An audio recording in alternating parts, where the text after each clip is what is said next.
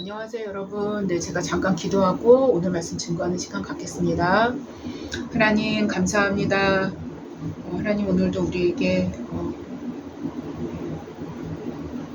모든 거를 채워주셨기 때문에 하나님 예배 드릴 수 있게 하여 주시고, 또 하나님 이 예배를 통해서 또 하나님 우리에게 복을 내리시는 그 하나님 너무나 감사드립니다.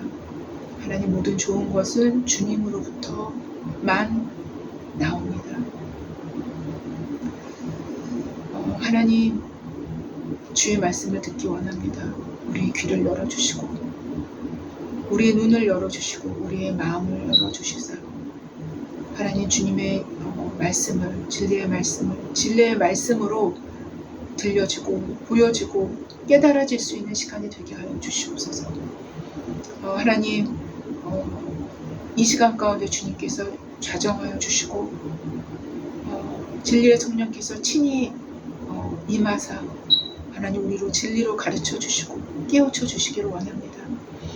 하나님 잃어버렸던 그리고 혼재되어 있었던 하나님 그러한 복음들이 새롭게 하나님 우리에게 진짜 성경이 말씀하시는 그 복음이 무엇인가를 다시 한번 들을 수 있는 그러한 시간이 되게 하여 주시고, 하나님 그래서 우리가 주님의 뜻 안에서 분별하며 살아갈 수 있도록 성령의 특별한 은혜가 우리 모두 가운데 임하기를 원합니다.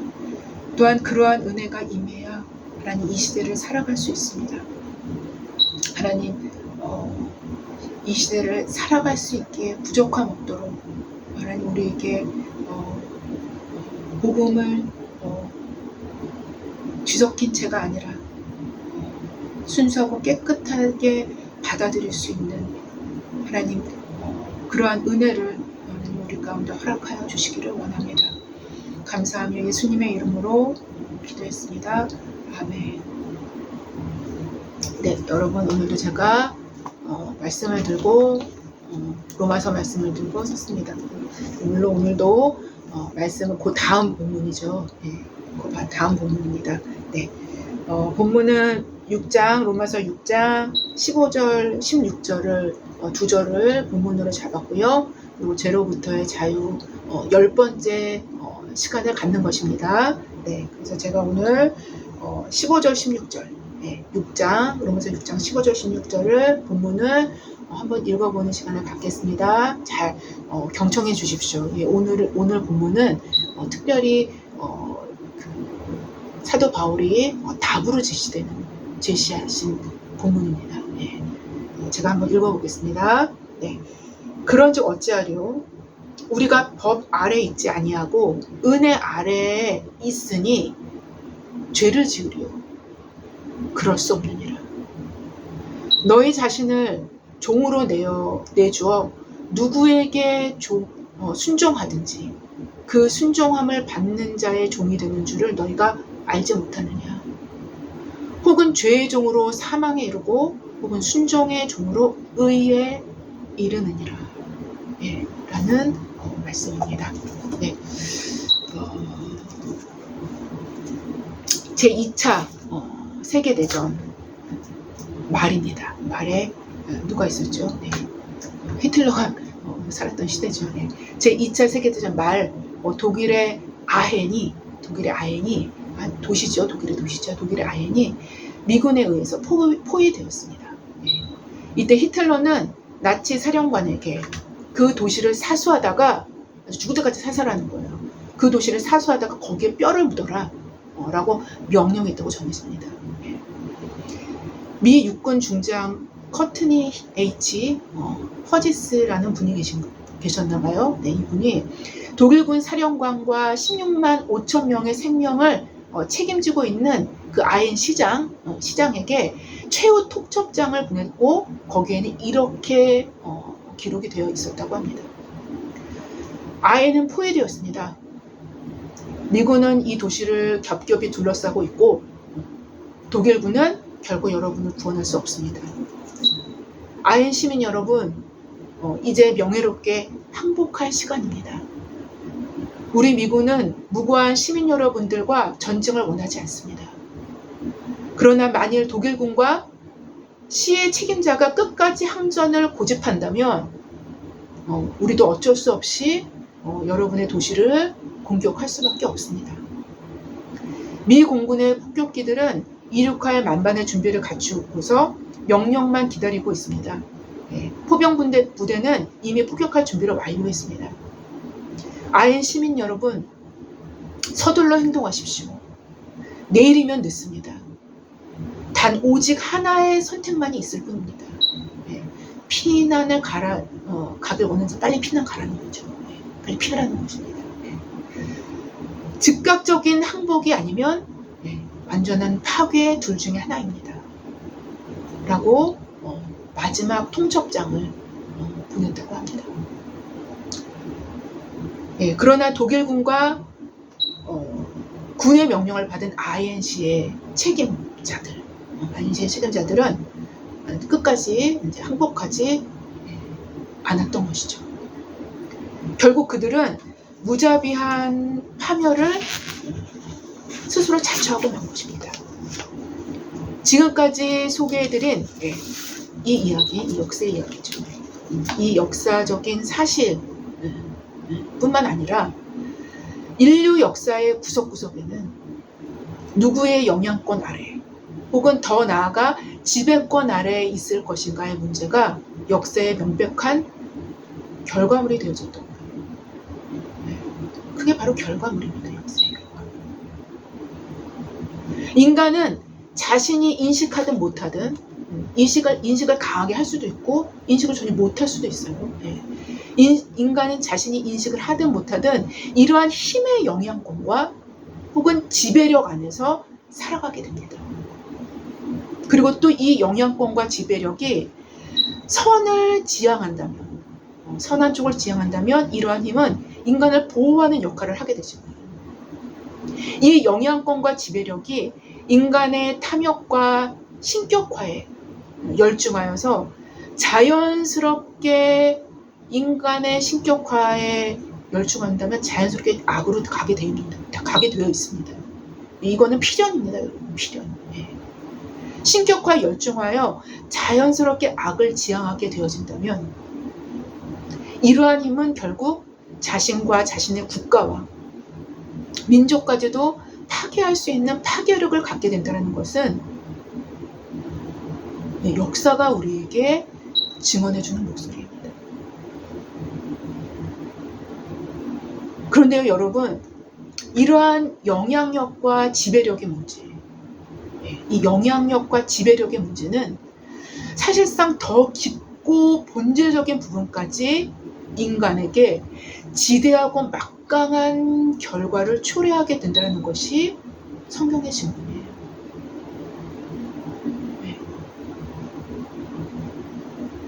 사실상 로마서 서론에서 제기되어졌던 궤변주의자들의 주장들을 사도는 바로 이 지배력, 곧 지배권의 문제로 우리가 저번 주에도 다루었죠. 그렇죠, 여러분? 지배력, 곧 지배권의 문제로 그 해답을 제시하면서 이들의 주장들이 논리를 가장한 터무니없는 말장난일 뿐임을 드러내 보여주고 있다고 해도 과언이 아닐 것입니다. 누구요? 궤변주의자들. 오히려 사도는 실제하는 그리고 그 실제가 되게 하는 힘의 실체 중 어떠한 힘에 귀속되어 어떠한 힘에 자신이 순종되어 짐의 현실을 만들어 나갈 것인가. 그리고 더 나아가 그 현실이 곧 그 자신이며 그 현실을 만든 그 사람 그 자신이라는 거예요. 그 현실이 곧 그 자신이며 그의 소속이며 그의 참 주인을 드러내주는 바로미터가 된다는 것을 사도는 답으로 제시해주고 있는 거예요.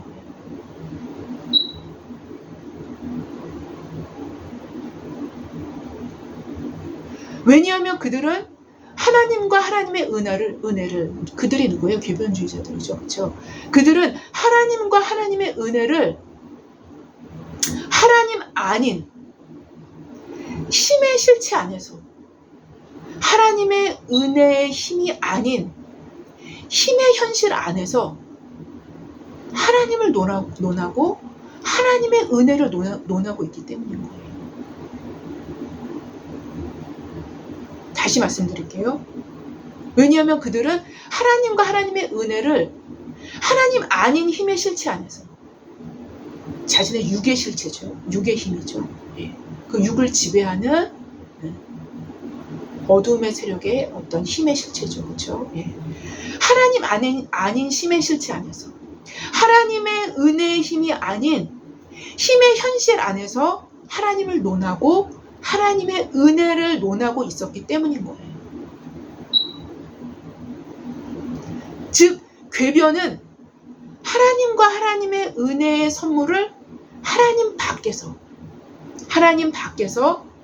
신앙적인 언변으로 하는 거예요. 여러분. 신앙적인 언변으로 혹은 논리로 표현해내고 있는 것입니다. 이게 성경에서 로마서에서 제시된 궤변주의자들의 표현이었던 거예요. 바로 이 상태의 궤변주의자들의 논리를 사도는 그들이 현재 현존하는 그 궤변주의자들이 그들이 현재 현존하는 그 위치, 곧 하나님 밖에서 서 있는 그 위치를 바로 그거를 가리키면서 문제를 밝혀나가는 거예요.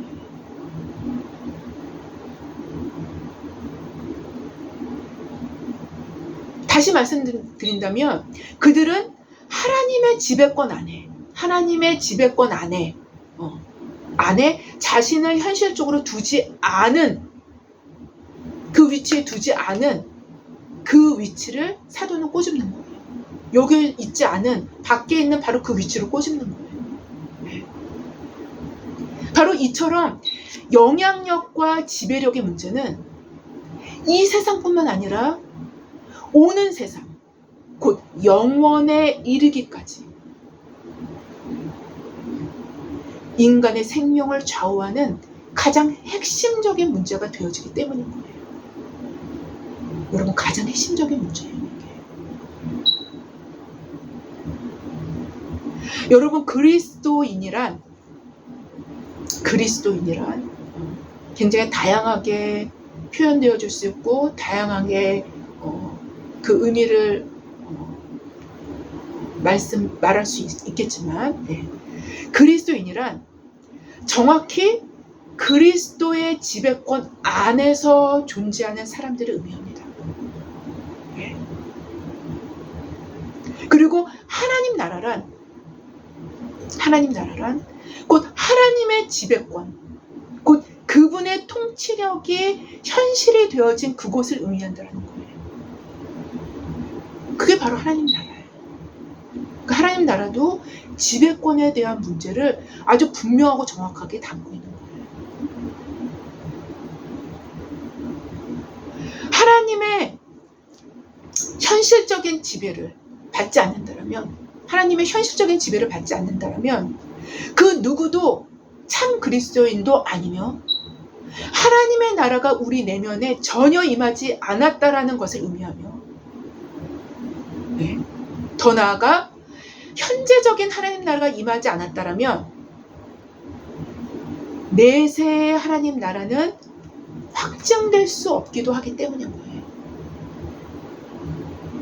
현재적 하나님 나라가 내세의 하나님 나라를 확증시켜줍니다. 현재 하나님의 통치를 받지 않는데 어떻게 미래에 있을 하나님의 나라를, 즉 그분이 통치하시는 그 영원한 나라를 소유할 수 있겠습니까? 이건 어불성설입니다. 현재적 하나님 나라는 내세의 하나님 나라를 보여주는 표징으로 우리의 내적 표정이기도 하는 거예요. 우리의 내적 표정. 여러분, 이 모든 것이 바로 지배권에 대한 문제인 거예요. 지배권에 대한 문제. 하나님은 자신의 지배권 안에서, 하나님 자신의 지배권 안에서 통치받는 자들의 내면에, 통치를 받는 자들의 내면에, 그들의 내면에 의와 평강과 희락, 의와 평강과 희락으로 자신의 지배권을 표징해 주십니다. 네. 이것이 로마서 14장 17절의 말씀이에요. 제가 지금 로마서 14장 17절의 그 말씀을 지금 제가 말씀드린 거예요. 그러나 오늘 로마서 6장 15절 보면은 하나님의 지배권 밖에서 하나님과 하나님의 은혜를 거론하는 자들을 향해서 이렇게 말씀하시는 거예요. 그런즉 어찌하리요? 우리가 법 아래 있지 아니하고 은혜 아래 있으니 죄를 지으리요? 그럴 수 없느니라라고 기록합니다. 은혜 아래 있기 때문에 만판 죄 용서 또 받을 수 있으니까 또 죄 지어도 큰 문제는 안 되잖아. 죄 져도 용서 받을 수 있으니까. 자기 마음대로 이제 죄 지을 수 있는 문을 나름대로 열어놓는 거예요. 그런지 어찌하리요? 우리가 법 아래 있지 아니하고 은혜 아래 있으니 죄를 지으리요? 그렇게 해서 죄를 짓겠느냐 이거예요. 절대로 그럴 수 없다는 거예요. 곧 이 말은 로마서 3장 7절에서 8절 이하에 이미 우리가 배워왔습니다. 로마서 3장 7절부터 8절 이하에 사도가 거론한 바 있는 궤변주의자들의 주장이라 할 수 있으며 궤변주의자들의 주장에 대한 해답으로 이게 제시가 되는 거예요. 여기에 대해서 사도는 그럴 수 없느니라 라고 강하게 부정합니다. 강하게 부정해요. 여러분 다시 한번 제가 살펴볼까요? 로마서 3장 7절부터 8절입니다. 제가 잠깐 읽어보겠습니다. 그러나 나의 거짓말로 하나님의 참되심이 더 풍성하여 그의 영광이 되었다면, 그 거짓말이 하나님의 영광이 되었다면 어찌 내가 죄인처럼 심판을 받으려. 이게 누구의 말이에요? 궤변주의자들의 말인 거예요. 여기에 대해서 사도 바울이 지금 그럴 수 없느니라고 얘기하는 거예요. 그럴 수 없다라는 거예요. 또는 그러면 선을 이루기 위하여 악을 행하자 하지 않겠느냐? 어떤 이들이 이렇게 비방하여 우리가 이런 말을 한다고 하니 그들은 정죄받을 것이 마땅하니라. 궤변주의자들은 사도 바울의 말씀을 이런 식으로 궤변주의적으로 오해를 한 것입니다. 이렇게 오해를 한 거예요. 사도 바울의 말을. 하지만 사도 바울은 그게 아니라는 겁니다. 그 결단코 아니라는 거예요. 그게 결단코 아니라는 것입니다. 그리고 오히려 이런 궤변주의자들의 주장을 역사적으로는요, 이게 마치 복음인 것처럼, 이게 마치 성경에서 가리키는 복음인 것처럼 둔갑을 해서 복음을 희석시킵니다. 그게 복음이 아니에요. 그게 탈복음이에요. 탈복음. 이거는 정확히 얘기하면 탈도덕주의적인 대로 흘러갈 수밖에 없는 것뿐만 아니라 탈복음주의적인.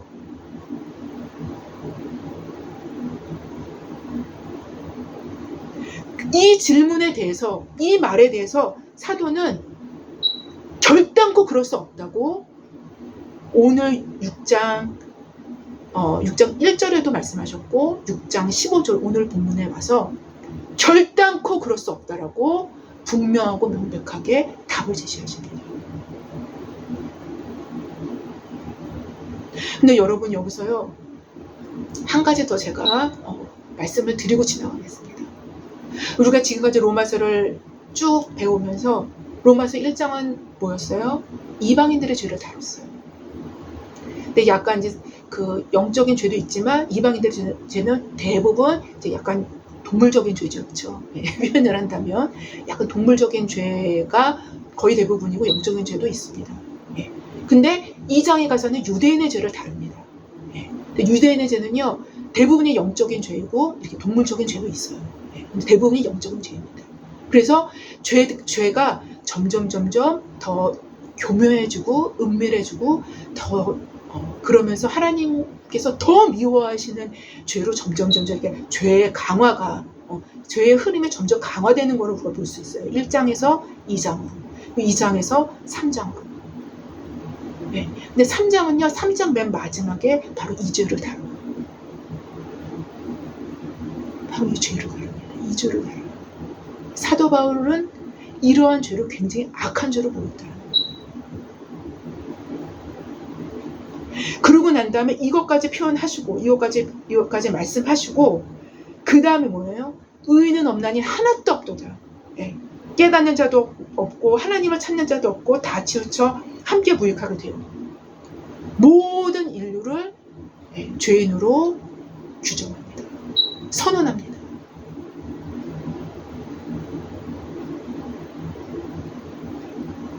여러분 이건 복음이 아닌 거예요. 지금 그러나 나의 거짓말로 하나님이 참되심에 더 풍성하여 그의 영광이 되었다면 어찌 내가 죄인처럼 심판을 받으리요. 여러분 이거는 궤변주의자들의 말인 거예요. 그리고 복음은 이거는 명백한 죄임을 직언합니다. 이게 바로 오늘 본문인 거예요. 거기에 대한 답으로 지배력에 대한 문제로 답을 제시하는 거예요.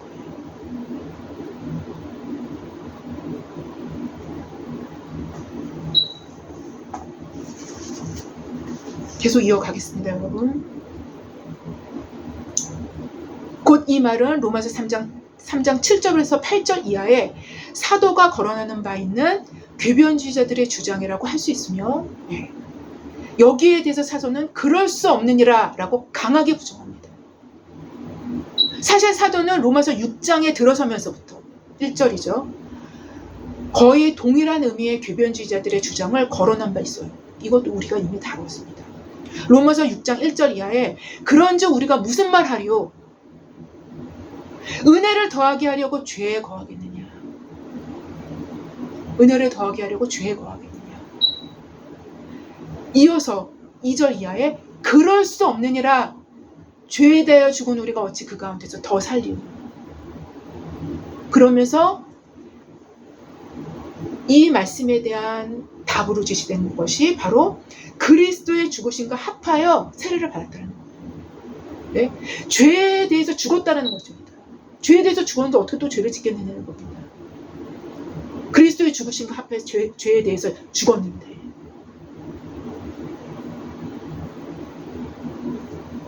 그래서 그럴 수 없다는 거예요. 죄에 대해서 죽은 우리가 어찌 그 가운데서 더 살리오 라고 답합니다.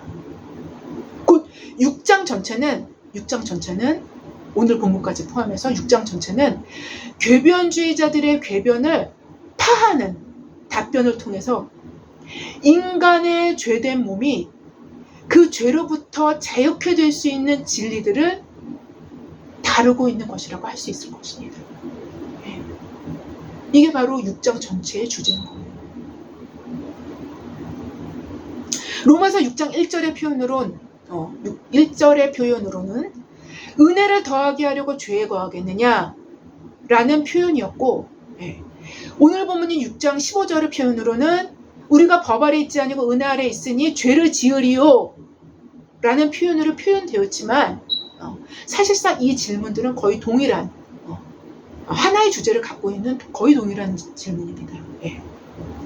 단지 1절에 표현된 은혜를 더하게 하려고 죄에 거하겠느냐의 질문 속에는 하나님의 은혜를 더하게 하기 위해서라도 죄를 계속 더 지을 수 있지 않느냐 라는 의미가 포함되어 있는 궤변이에요. 네. 그런데 오늘 본문인 15절의 표현에는 우리가 법 아래 있지 아니하고 은혜 아래 있으니 죄를 지으리요? 라는 질문 속에는 율법은 우리를 정죄하나, 우리를 계속 정죄하나, 은혜는 우리의 죄를 용서하기 때문에, 한없이 용서하기 때문에 죄를 지어도, 계속 죄를 지어도 또 용서를 받을 거니까 죄를 계속 지어도 되지 않겠느냐? 라는 궤변인 거예요. 이런 차이가 있는 거예요. 약간은 살짝의 차이가 있지만 본질적으로는 동일한 질문입니다. 15절 오늘 본문의 질문 역시 그래서 1절과 마찬가지로 사도는 강한 부정으로 그럴 수 없느니라. 네, 그럴 수 없느니라. 헬라어로는 이미 우리가 알아봤죠. 메게노이토라는 용어를 사용함으로 결단코 절대로 그렇지 않다. 결단코 절대로 그렇지 않다. 여러분 만약에 이런 식으로 복음을 받아들였다면은 이거는 탈복음적인 복음을 갖고 있는 거예요. 절대로 그렇지 않다. 말씀이 그렇게 얘기하고 있지 않습니까? 로마서 말씀이.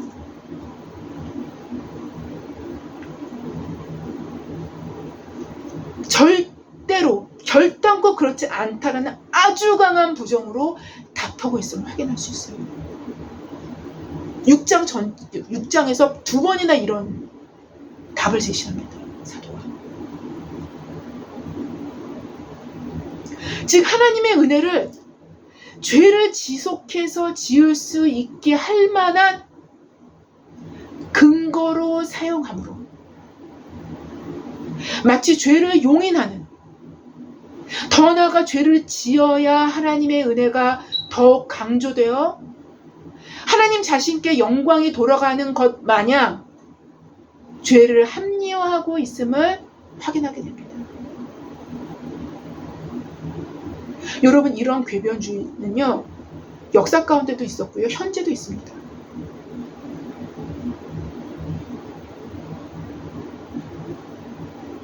반복음주의적입니다. 반복음주의적. 복음을 파괴하는 것입니다. 바로 이러한 궤변주의자적 질문에 대한 답변으로 사도는 명쾌하게 지배권에 대한 문제로 답변하는 거예요. 지배권에 대한 문제로. 너희 자신을 종으로 내어주어 누구에게 순종하든지 그 순종함을 받는 자의 종이 되는 줄을 너희가 알지 못하느냐?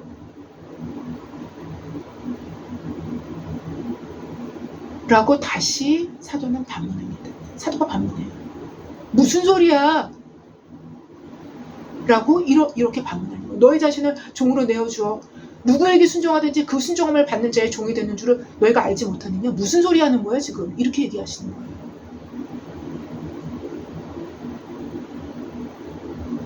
즉 너희가 하나님의 은혜와 그분의 영광을 들먹이면서 논리를 편다 할지라도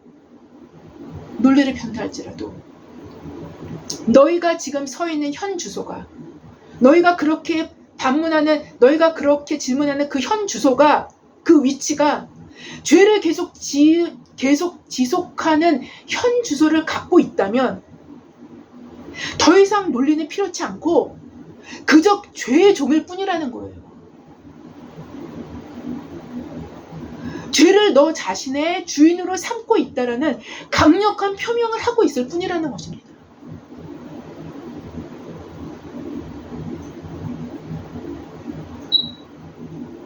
너는 끊임없이 죄에게 순종하기 때문에 죄의 종일 뿐이라는 거예요.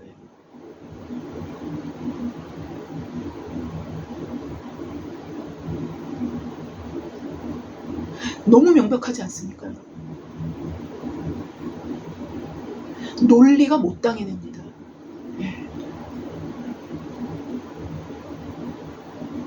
즉 자신의 자유로운 의지로 즉 자신의 자유로운 의지로 자신의 자유를 죄에게 내어주어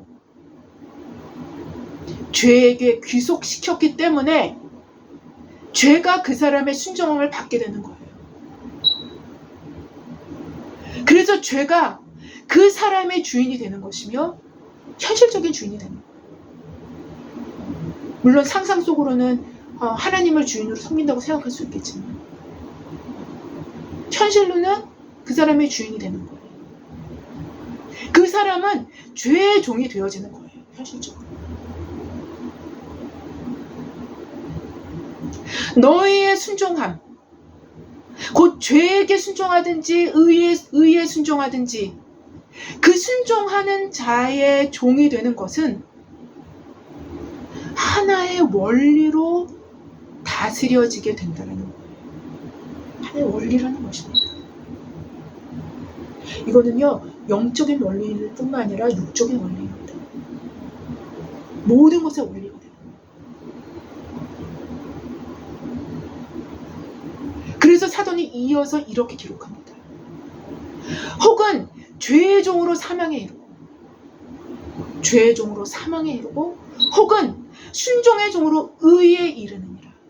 여기서 순종의 종은 하나님께 순종하는 걸 얘기하는 거죠. 그렇죠? 순종의 종으로 의에 이르느니라. 이 사이에 중간은 없습니다. 죄의 종이든지 의의 종이 되어지는 이 두 가지의 길뿐이라는 것입니다. 우리는 이 두 가지의 길 중에서 선택하며 나가는 거예요. 나는 힘이 없어. 나는 그럴 만한 힘이 없어. 맞아요. 우리는 힘이 없어요. 하지만 우리는 하나님께 호소할 수 있어요. 하나님, 제겐 힘이 없어요. 하지만 하나님이 하나님께 순종할 수 있는 힘을 주실 줄 믿어요. 제게 그 힘을 주세요. 하나님께 순종할 수 있게 해주세요. 우리의 의지를 드릴 수 있어요. 얼마든지 드릴 수 있어요.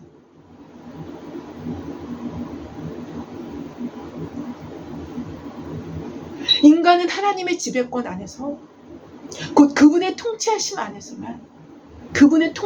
안에서만 자유를 누릴 수 있게 창조되었습니다. 저번 주에 말씀드린 내용을 이어서 말씀드린 거예요. 곧 다시 말씀드린다면 참 자유는 의의 종들에게만 주어집니다. 하나님께 온전히 귀속되어질 때에야 자유롭게 되어지기 때문인 거예요.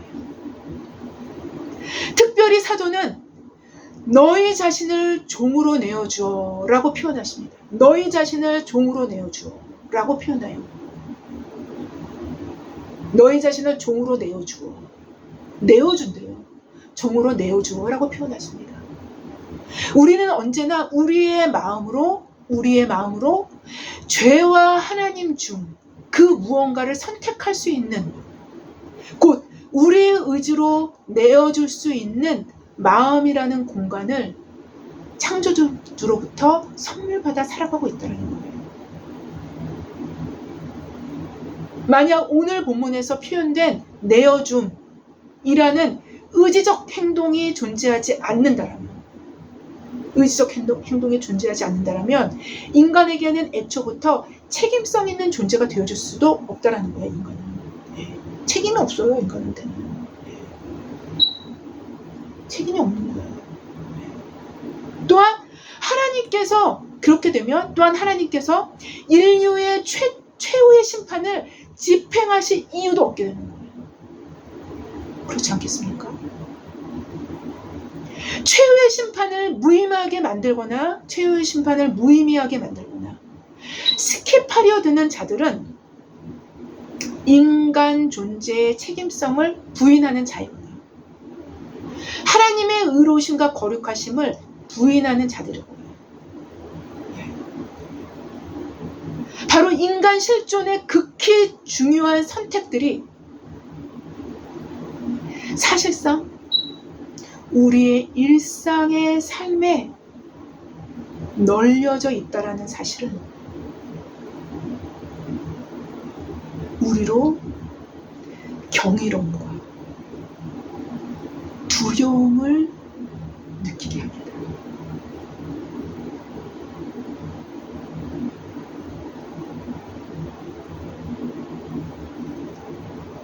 결국 이러한 문제들은 우리 눈에 작게 보이는 것이, 인간의 눈에 작게 보이는 것이 실은 작은 것이 아니에요.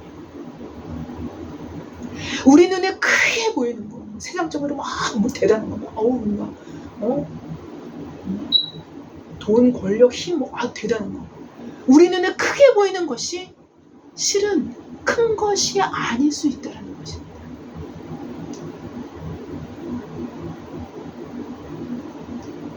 이게 바로 성경의 직문이에요.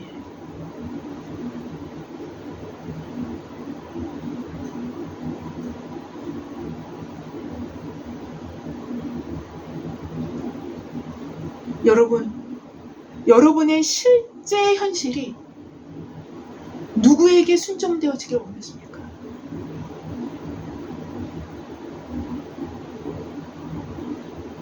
누구의 지배권 아래에 거하시길 원하십니까? 하나님은 우리의 현실의 지배자가 되길 원하세요. 현실의 지배자. 우리의 관념의 지배자로 모셔드리기를 원하시는 것보다 우리의 현실의 지배자가 되길 원하세요.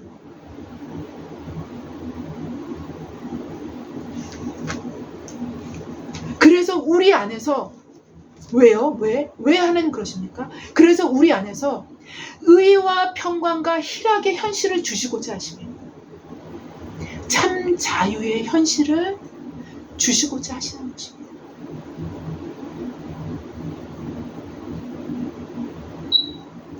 여러분, 기묘한 역설이요.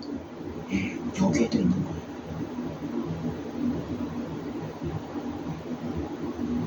물론 사탄도 우리의 몸과 결탁된 죄로 우리의 현실의 지배자가 되기를 원하며, 사탄도 마찬가지예요. 되기를 원하며 아담의 공로로 이미 깔려져 있는 죄의 몸을 톡톡히 활용하기를 원해요. 사탄은.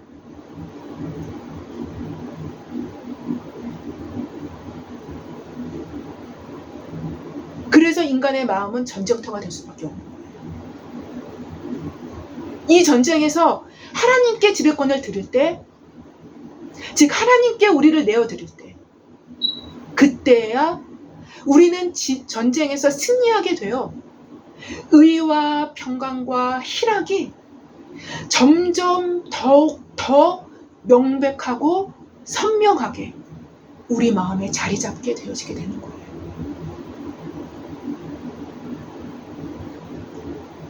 하나님을 선택하면 선택할수록요, 의와 평강과 희락이 점점 더 선명해집니다. 우리 안에서 점점 더 아주 클리어해집니다.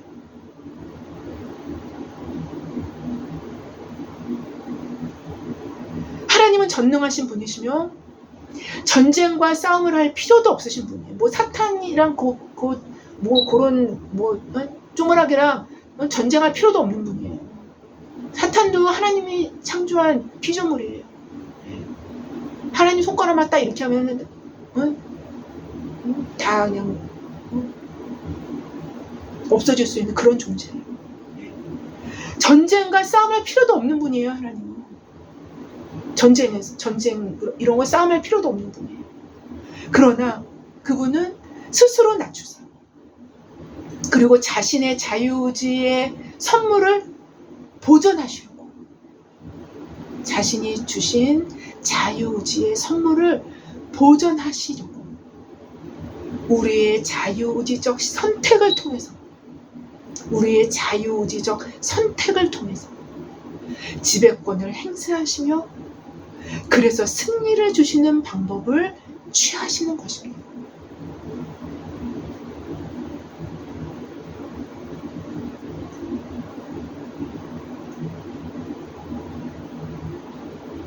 여러분, 하나님 너무나 정당하신 분이에요.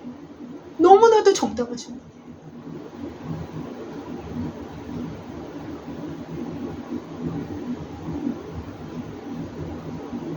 이런 것들을요, 사단은요, 다 숨겨놓으려고 그래요. 다 숨겨놓으려고 그래요. 그래서 하나님께 대해서 오해하게 만드는 거예요.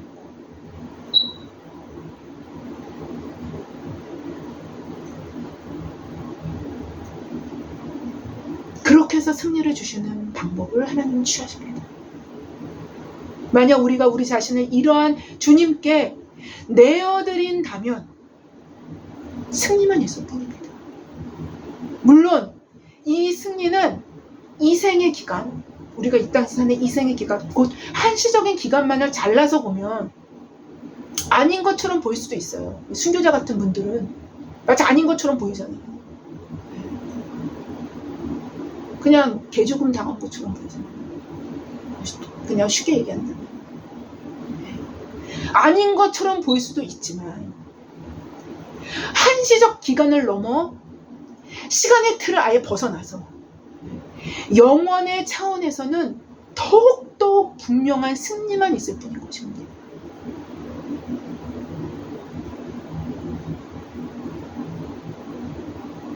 이것이 곧 주의 약속인 영생입니다. 이게 영생이에요.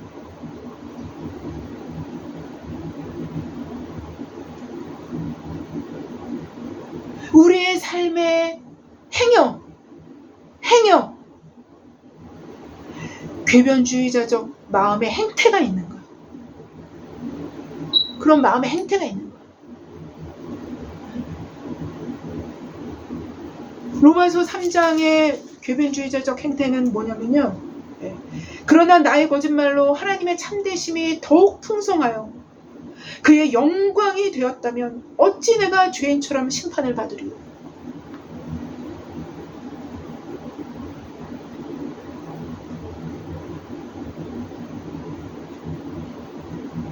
여러분 항상 경계해야만 할 것입니다.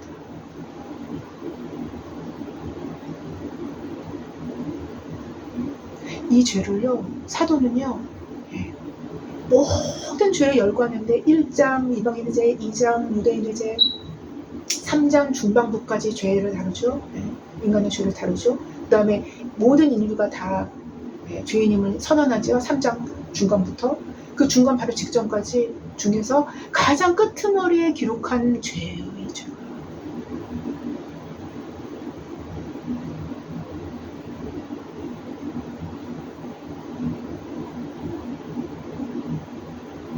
왜요? 왜 그런가?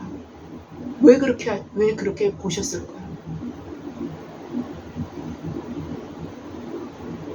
하나님의 은혜, 핏값으로 우리를 위해서 죽으신 그 하나님의 은혜, 그 은혜를요 싹 궤변적으로 변주해가지고요 죄를 열어놓는 기회로 삼는 거예요. 죄를 자기 마음대로 져도 이렇게 해가지고 죄를 합리화할 수 있는 기회로 삼는 거예요. 그래서 가장 심각한 죄를 보신 거예요.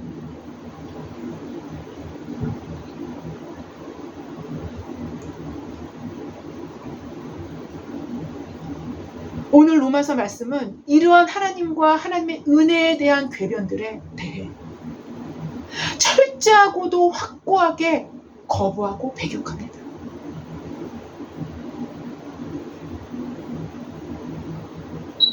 그리고 이렇게 말씀하십니다. 너희 자신을 종으로 내어주어 누구에게 순종하든지 그 순종함을 받는 자의 종이 되는 줄을 너희가 알지 못하느냐? 너희 알지 못하느냐? 혹은 죄의 종으로 사망에 이르고 혹은 순종의 종으로 의에 이르느니라.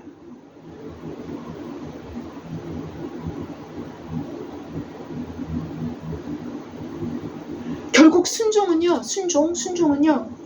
자신이 선택한 지배권을 확정하는 거예요.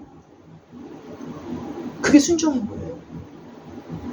자신이 선택한 지배권을 확정하는 것이며 그 지배권 안에 귀속되어 있음을 입증해주는 표징이 되는 게 바로 순종이에요.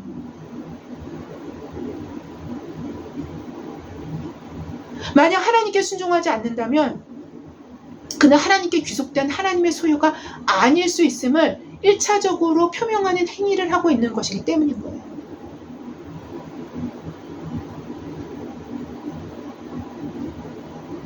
여러분 그래서요. 이 믿음과 이 행위는요 아주 기묘하게 연결이 되어 있어요. 이게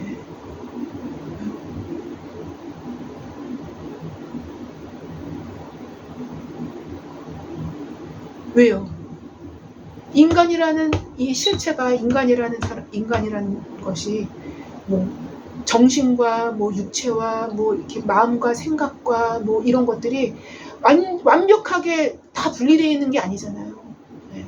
다 유기적으로 돌아가는 것이며 다 통합적으로 돌아가는 거잖아요.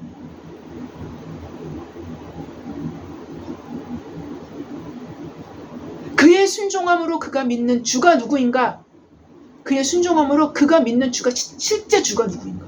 실제로 그가 믿는 실제적인 주가 누구인가를 확실히 확인되어 줄 수 있기 때문이에요.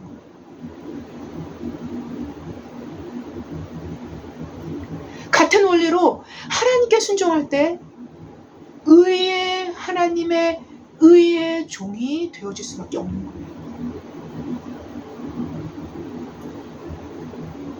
그래서 주님은 우리에게 이렇게 말씀하십니다. 이렇게 말씀하죠. 이와 같이 좋은 나무마다 아름다운 열매를 맺고 못된 나무가 나쁜 열매를 맺나니 좋은 나무가 나쁜 열매를 맺을 수 없고 못된 나무가 아름다운 열매를 맺을 수 없느니라. 아름다운 열매를 맺지 않는 나무마다 찍혀 불에 던져지느니라. 이러므로 그들의 열매로 그들을 알리라. 누가 말씀하셨어요? 누가 말씀하신 거예요?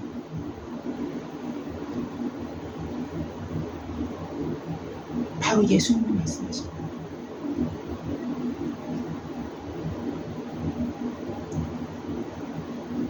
아무쪼록 좋은 나무의 지배력과 진액이 막힘없이 흘러가도록 막힘없이 흘러 들어오도록 우리 자신을 내어드려 순종의 열매를 맺어나가는 저와 여러분 모두가 되어지기를 주님의 이름으로 기도합니다. 제가 기도하고 마치겠습니다. 하나님 감사합니다. 하나님 감사합니다. 복음은 이것이었습니다. 하나님 감사합니다. 하나님 왜곡되어 있고 감추어져 있었고 혼재되어 있었고 사단이 오랜 역사 가운데 섞어 놓았었던 하나님 그 물타기가 사실상 사도 바울을 통해서 하나님께서 이미 다 말씀하신 거였었습니다. 이미 다 하나님께서 예측하시고 예상하시고 이미 바로 성경에 다 기록이 다 되어 있었던 것을 하나님 우리가 봅니다. 주님 말씀대로 살게 하옵소서. 그러한 능력과 힘을 우리에게 부어주시고 그래서 순종의 열매가 맺어질 수 있는 우리 모두가 되게 하여 주시옵소서. 감사하며 예수님의 이름으로 기도했습니다. 아멘. 감사합니다.